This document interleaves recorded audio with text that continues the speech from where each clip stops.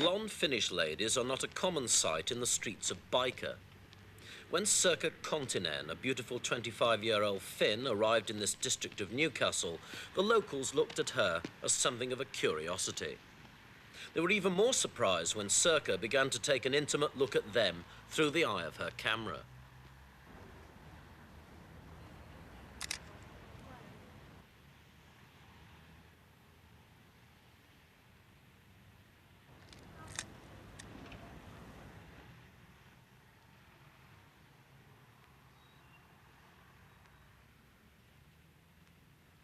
Sirkka's a professional photographer, good enough perhaps to earn a living anywhere in the world.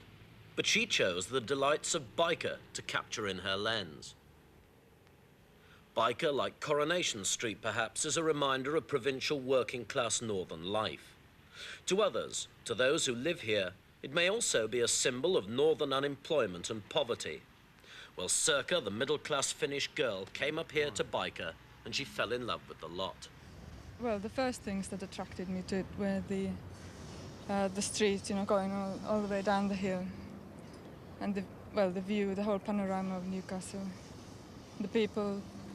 What is there about the people that you find so attractive? Well, they're all very genuine, very extroverted. Used to go to the Byker bathhouse. The public bathhouse? Yeah, it's all right.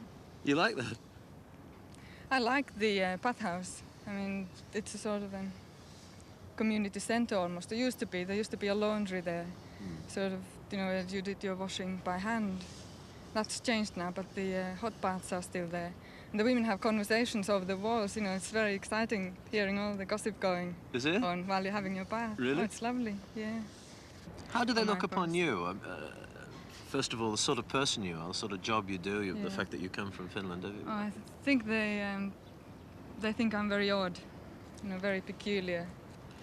Do they? Sort of a person. A lot of the women are kind of worried about me being here alone. You know, they think I'm very young and away from home and things, and they kind of look after me.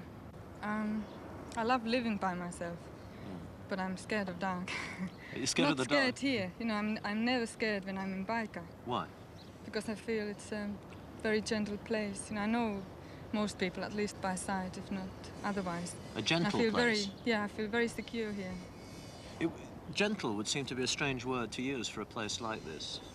Well, it's strange only to people who have strong prejudices about Byker. Nobody who actually lives here would say that it's anything but gentle. Sirkka's love for Byker and the people who live here has resulted in a remarkable collection of photographs. Remarkable because they may be the only detailed record future generations may have of what this community was really like. For soon after Sirkka came here nearly 5 years ago, old Byker began to die.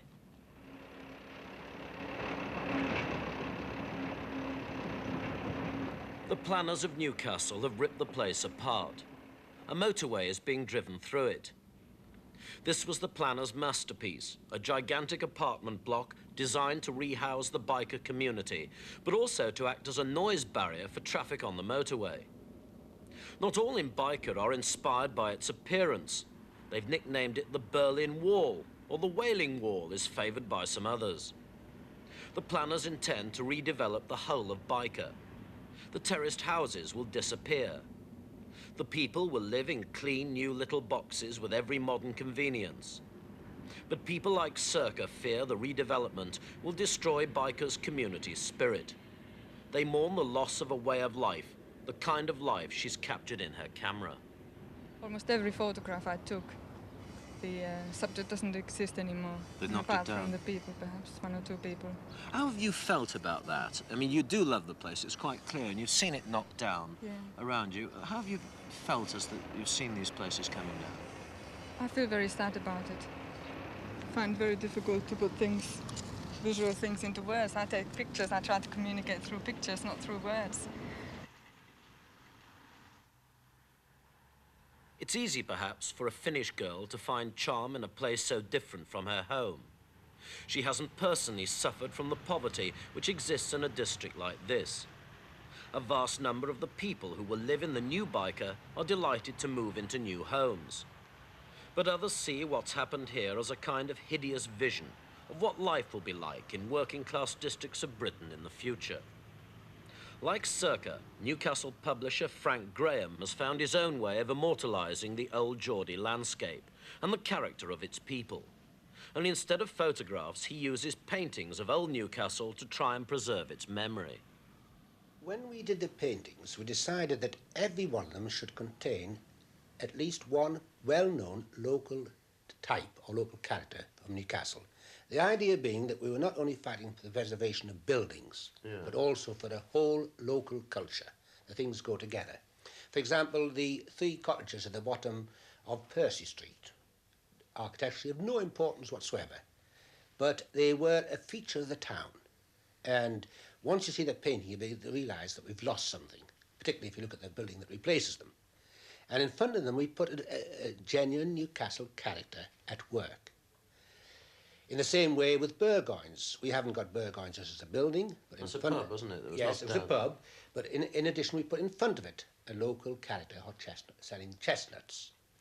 Right through, we've emphasised the fact that it's not only buildings, but it's people. Newcastle is a provincial city with buildings of character and a people of character. Byker, you see, is a community going back for hundreds of years. Newcastle was built up on communities like this. In the old days, Newcastle was surrounded by villages like Byker, Walker, Benwood, Jesmond and Elswick, each with their own local life. And eventually became part of Newcastle, but the local life continued. And it's a valuable thing. We realise it today, where you have cities like Birmingham and parts of London where there's no local feeling whatsoever.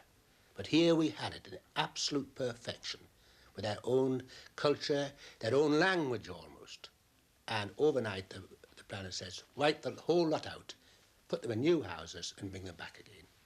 And the whole thing was destroyed.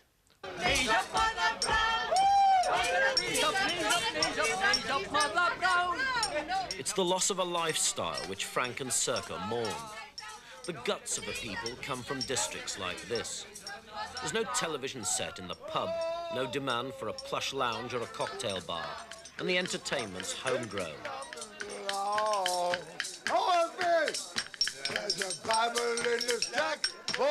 The Geordie's cockiness, his pride, his humour, the whole hodgepodge of ingredients which make up the man were spawned in places like this Byker pub.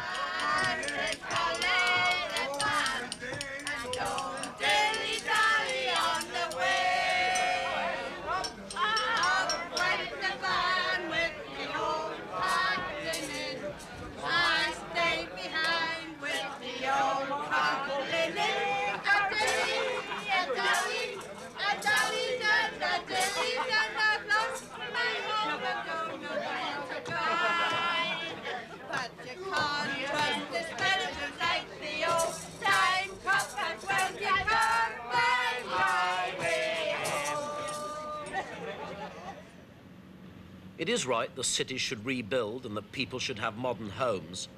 In a utopian dream, slums may be gone forever one day. But when we rip everything down, when we deliberately change the shape of an area, do we pay too high a price for the cheap, high-density housing? They will know the answer to that in 100 years, perhaps, when a future generation will compare their new world with the faded prints or yellowed photographs of a girl who expressed her love for a dead or dying community in the only way she knew.